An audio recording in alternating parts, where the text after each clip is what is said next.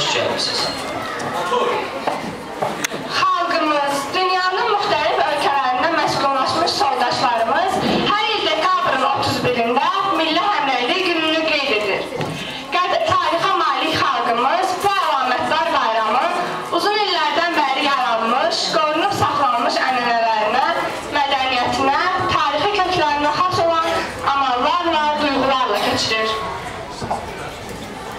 Bütün dövrlərdə dünyanın ayrı-ayrı ölkələrində məskunlaşmış soydaşlarımız üçün Azərbaycan milli iftixar, mənəvi dayaq və antiyer olmuşdur. Azərbaycanlıların yaşadıkları, fəaliyyət göstərdikləri və çoxluq təşkil etdikləri Avropa ölkələrində bu tendensiya özünü yüksək səviyyədə göstərir. İlk dəfə 24 il əvvəl həmrəylik və birlik arzuları ilə dillərə gətirilən və rəsmiləşdirilən bu bayram ürəklərdə uzun illərdən bəri qorunan azadlıq və birlik hisslərinin təzahürüdür.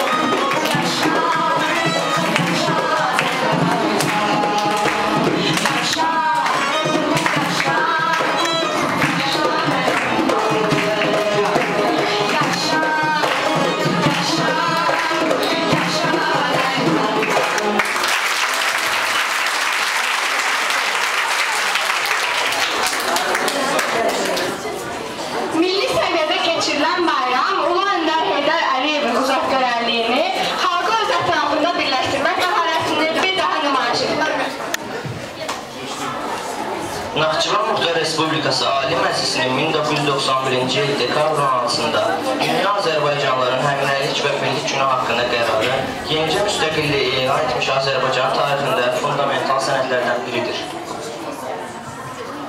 Bütün məşhur siyasi xadimlər kimi Heydər Əliyev də öz xalqının, ölkəsinin iqtisadiyyatı, maddi rifah halının yaxşılaşdırılması ilə bərabər onun ümummədəni tərəqqisinin qayğısına qalmış, xalqımızın dünyada layiqli yer tutmasına, obyektiv səbəblərdən bütün dünyaya səfərlənmiş soydaşlarımızın ümummilli məqsədi ətrafında birləşməsinə çalışmışdır.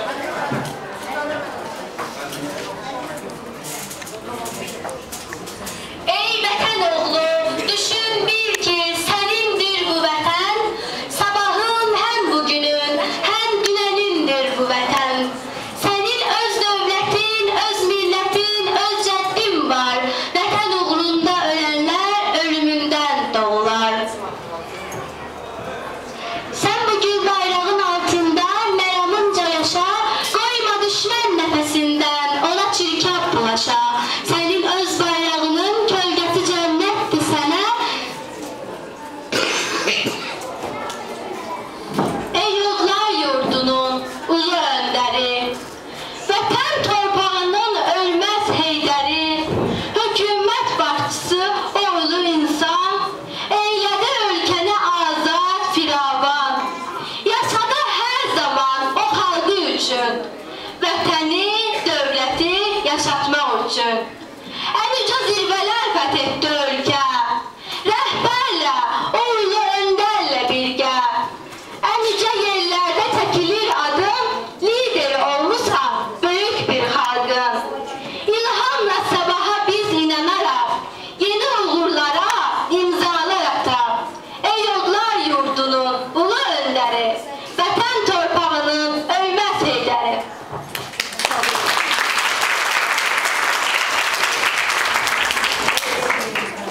Bugün biz Azərbaycanlılar üçün ikiqat bayramdır. Biz eyni zamanda yeni il bayramını qeyd edirik. Dünya xalqlarının böyük əksəriyyəti yeni ilin başlanğıcını dekabrın 31-dən yanvarın 1-nə keçən gecə qeyd edirlər.